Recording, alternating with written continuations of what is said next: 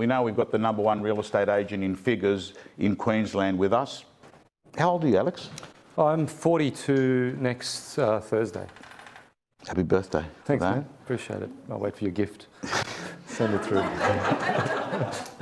I'll tag you on social media. That'll do. I'll take it. It's probably the best Okay. gift I'll get. So, Alex, you were in real estate for a decade, and the best you wrote. So you've been working in real estate for a decade, and the best you wrote was 380,000. Yeah, it's slightly over, but yeah, I struggled to break through for the first probably 11 to 12 years of my career. Okay. So in a few short years since then, you've now exceeded with your team 10 million. That was, I think, last financial year. Last fin year, yeah. Fin year. Yeah. Can you outline what were the key strategies you made to, it's not 2x, it's not 10x, it's actually 25x your business? Love to know, love to talk about those things, and maybe just share with people where you're actually from in the marketplace, just in case, because there is some people from Bundaberg, Northern Queensland here. Where do you work from? So I'm based in an office in Paddington, which is in inner city Brisbane. We service the inner western suburbs. My core area is predominantly west side. We don't venture too far out of our BDA or farm area, whatever you choose to call it.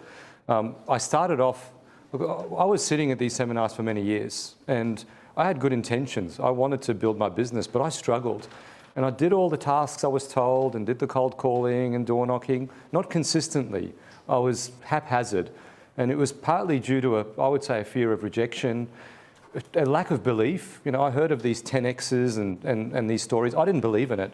I was sitting down going, no, I'm not going to 10X anything. That's just as impossible. And that's because I tried for so long and was unsuccessful for that time frame, that the concept of 10Xing just didn't seem like it was within reach. Even 2Xing seemed a stretch for me. So there was a lack of belief, there was a lack of process.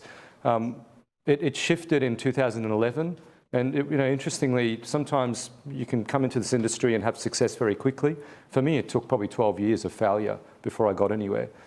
Why was that? It's self-induced. It was a lack of process, a lack of belief, a lack of consistency, a lack of good conversations and relationship building. I had a very transactional business, which was chase and kill.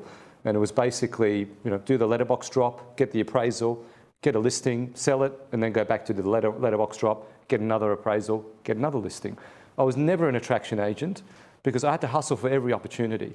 And I heard the concept of attraction agent through Tom and John, and I was listening to these guys speak for many years, and I loved the concept. Just didn't know how to get there. I was like, well, why aren't they calling me? I've been here for so long and I've been active in this market, but no one's really after me at all. For me, there's a number of things that changed. I think it's within you. I think most of it's inside. It wasn't external. I could have fast-tracked my success within 1 or 2 years if I had the right approach. Was I willing at that time? Probably not. I didn't want to do the hard things. I didn't want to get rejected. I didn't want to work late hours. I didn't want to do all the letterbox drops and marketing. It just seemed like it was too much. So I would skip things and procrastinate, and I'll do this tomorrow, I'll do this next week. So the attitude was wrong. The attitude changed, and it changed through a health diagnosis, which came to me in 11, at the same time as when I was financially in a bad place. I work in an area that is affected by flooding. A lot of our suburbs, Indooroopilly, Victory Pocket, St Lucia, have flood impact. And in 11, when the floods hit, I had a very average business to start with.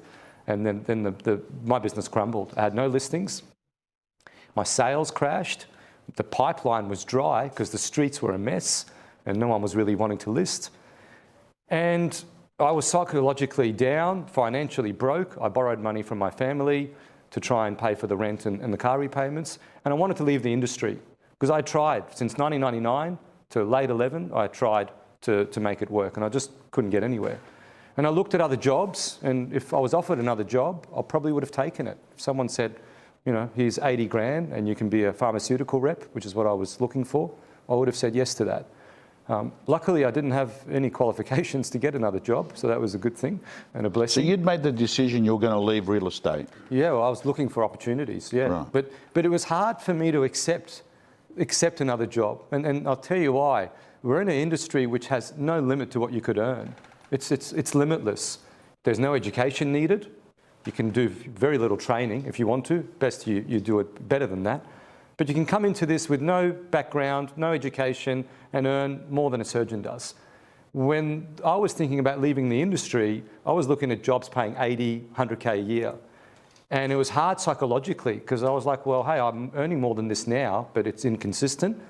And hang on a sec, if I go into this job and they make me work from 8 till 5 and I've got to do exactly what they tell me to do, if I applied that same discipline to real estate, where would I get to?